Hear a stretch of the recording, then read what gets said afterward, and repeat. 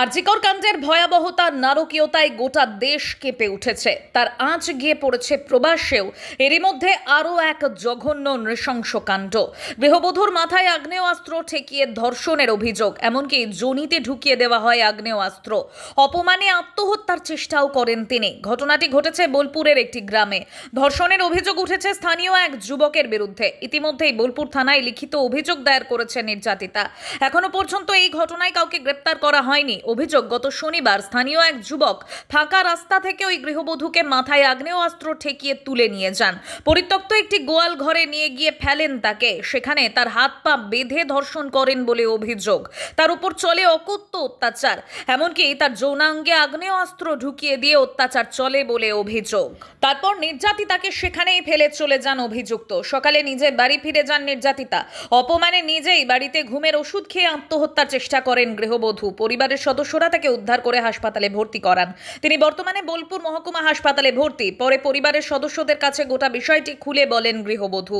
গৃহবধূর দাবি, প্রায়ই ওই যুবক তাকে উত্তপ্ত করতেন, এমনকি শারীরিক সম্পর্ক স্থাপনের প্রস্তাবও দিতেন বলে অভিযোগ। তাতে রাজি না হওয়ায় তাকে ধর্ষণ করা হয়েছে বলে অভিযোগ।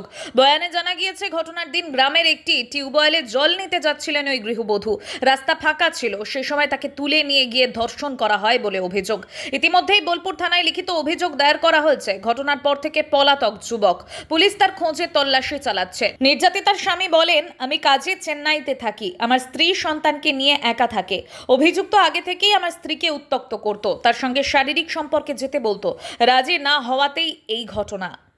যে রাজ্যে আরজিকরের মতো নৃশংস ঘটনায় গণ অভ্যুত্থান তৈরি হয়েছে, সেখানেই বাংলার প্রত্যন্ত গ্রামে আরও এক ধরনের নৃশংস ঘটনায় শিউরে উঠছে সমাজ। পুলিশ কি বলেছে? পুলিশ কি বলেছে? এতক্ষণ কেন বসিয়ে রেখেছে? আপনার জন্য চাপ তৈরি করেছিল কিছু? আপনি কাকে দিলেন? এফআইআর কাকে দিলেন? এফআইআর কাকে দিলেন? অফিসারকে দিয়েছে? এফআইআর জমা নিয়েছে? আপনাকে রিসিপ্ট দিয়েছে? রিসিপ্ট দিয়েছে আপনাকে? আপনাকে রিসিপ্ট দিয়েছে? আপনাকে রিসিপ্ট দিয়েছে? অভিযোগ তো দায়ের হয়েছে, কি জানালো?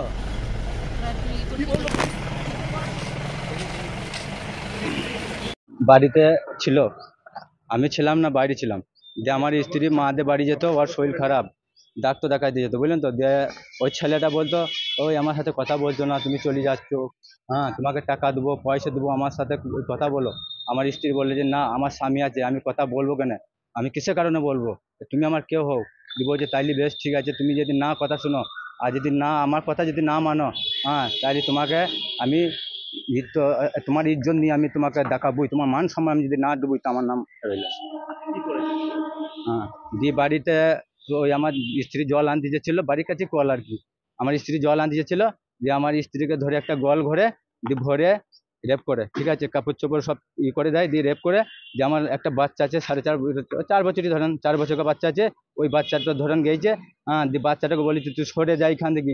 দিয়ে আমার বাচ্চাটা বলেছে আমার মাকে মারবে আর আমি ধরেই থাকবো, আমি আমার মাকে ছাড়াবো। দিয়ে ও বাচ্চাটাই বলেছে, হ্যাঁ, দিয়ে বাচ্চাটাকে বলি যে তোমাকে বস্তা ঢাকা দিয়ে মেরে ফেলবো। ঘটনাটা 1টার সময়, 12টা 1টা, হ্যাঁ দুপুর। আশেপাশে কেউ ছিল না? আশেপাশে বলছে মেয়ে ছেলে ছিল পাশে ঘরের, এবার মেয়ে ছেলে তো আসছে নাই, ধরো পরে মেয়ে ছেলে, হ্যাঁ, যে সে দেখেছে যে হ্যাঁ ওকে ঘরের ভেতরে মুখটা ধরিয়ে গুঁজিয়ে গোল ঘরে। কে করেছে এটা? ফেরোজ খান, ওই আমার বউটাকে রেপ করেছে। ফেরোজ খান ও এমনি চাষে পারে না, ট্রাক্টর আছে ওর, ও এমনি ধরেন একজনকে দিয়ে ও গাড়ি চালায়, আর ও ধরে শিমুলি মোড়ে আরে হ্যান ত্যান করে ঘুরে বেড়ায়। কোনো রাজনৈতিক দল করে? হ্যাঁ। কোন দল করে? ওই এই দলই করে, এই দিনটা চলছে এখন বর্তমান। কোন দল? কার্যালয় দল, ক্যাশ নাই ধরেন এখন এই ইয়ে করছে। হ্যাঁ তৃণমূল করে? হ্যাঁ তৃণমূল, হ্যাঁ ঠিক তৃণমূল করে। হ্যাঁ। আপনার নাম? আমার নাম নাসিরউদ্দিন খান। দেখুন, শুনেছি যদি ঘটনাটা খুবই নিন্দাজনক, আর শুধু নিন্দা বলবো না, এ সমস্ত ঘটনা যখন শুনি প্রচণ্ড লজ্জা এবং নিজেদের প্রতি ধিক্কার ঘটে। তো প্রশাসনে অভিযোগ হয়েছে, প্রশাসনের কাছে অনুরোধ করব যে সঠিক তদন্ত করে তার বিরুদ্ধে উপযুক্ত ব্যবস্থা গ্রহণ করতে। দল থেকে কোনো ব্যবস্থা নেওয়া হবে? দেখুন, দল থেকে কোনো ব্যবস্থা নেওয়া হবে সে আগে আমাদের দলের কি না সেটা আগে দেখা হোক। উনি তো তৃণমূল নেতা হিসেবে পরিচিত এবং অনেক জায়গায় দেখা গিয়েছে, অনেক সভাতেও দেখা গিয়েছে। তো সেই হিসেবে তাহলে দল পর্যালোচনা করবে, যদি সে দলের কেউ হয়ে থাকে দল তার বিরুদ্ধে অবশ্যই ব্যবস্থা নেবে। যেখানে রাজ্যের মুখ্যমন্ত্রী স্বয়ং কাউকে রিয়াত করে না, তো সেখানে এরকম একটা ফিরোজ খানের মতো এসবের খুব বড় কিছু বিষয় নয়। এখানে আরজি কাণ্ড নিয়ে গোটা রাজ্য তোলপাড়, সেখানে এই যে আবার যে ধর্ষণ, এখানে কোথাও দলের উপর প্রভাব পড়বে? হ্যাঁ, এর সঙ্গে তো দলের কোনো সম্পর্ক নেই। দেখুন, আমি ব্যক্তিগতভাবে জীবনে কি করছি না করছি সেটার সঙ্গে তো দলের কোনো বিষয় নয়। আমাকে তো দল নির্দেশ দেয়নি, দল তার একটা নির্দিষ্ট সিস্টেমের মধ্যে চলে। দল আজকে মমতা বন্দ্যোপাধ্যায় মানে 24/7 জেগে কী করে বাংলার মানুষ ভালো থাকবেন সেই চেষ্টা লেগে আছে।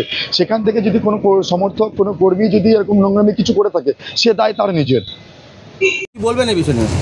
দেখুন, যেখানে গোটা বিশ্ব এই আরজিকর মেডিকেল কলেজের যে ঘটনাকে নৃশংস হত্যাকাণ্ড, ধর্ষণ করে যে হত্যাকাণ্ড হয়েছে, সেই যে ঘটনাটাকে কেন্দ্র করে গোটা বিশ্ব যখন তোলপাড়, আমরা সবাই রাজনৈতিক অরাজনৈতিকভাবে কেউ কেউ বিভিন্ন নিজস্ব মতামত পোষণ করছে অ্যাঙ্গেল অফ ভিউ থেকে, এই ধরনের আমরা প্রতিবাদ করছি। সেইখানে এই তৃণমূল দলটার এত উদ্ধত্ত যে বোলপুর থানার অন্তর্গত আর একটি ধর্ষণের ঘটনা আমরা শুনছি।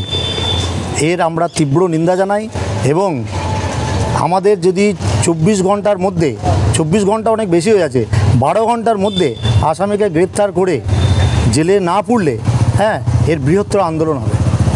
আজকে দিকে দিকে যে ধর্ষণ কাণ্ডগুলো ঘটছে, এটা হচ্ছে তৃণমূল পার্টির কালচার। আজকে এই যে ঘটনাটা ঘটছে সেই ঘটনার একটা তীব্র নিন্দা করি।